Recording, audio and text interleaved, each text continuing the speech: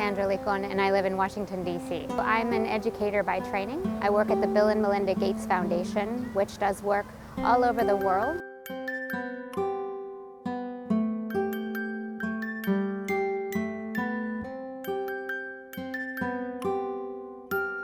I can definitely appreciate that China has been going through a significant amount of change in the last 20 years. Once you're here, you start to get a sense of the magnitude. In the last 40 years, you've had progress and change that in most other places has taken over 100 years. And so that comes with a huge number of opportunities and very exciting new opportunities for individuals and families, but I think also with some challenges in terms of the pace of change and what that means for individuals and people in the country versus the city.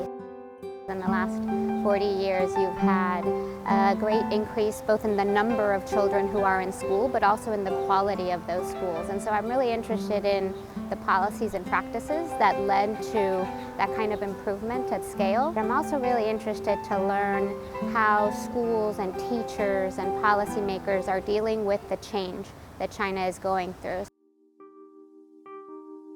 I visited 5 cities.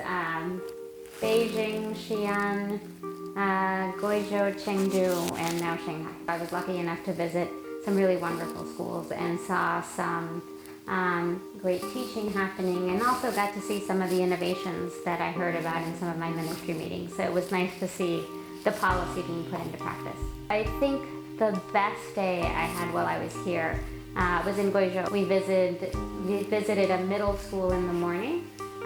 And it is a middle school that is a boarding school, so the majority of their students are left behind students where their families have either moved to a large city or they're working in a place that's far away. And it was really exciting to spend time with the teachers there and to really understand the level of commitment that they have to their students, because they know they don't just need to meet their academic needs, they also need to meet and support their emotional needs, because for all intents and purposes they're their parents and their family. It was really special.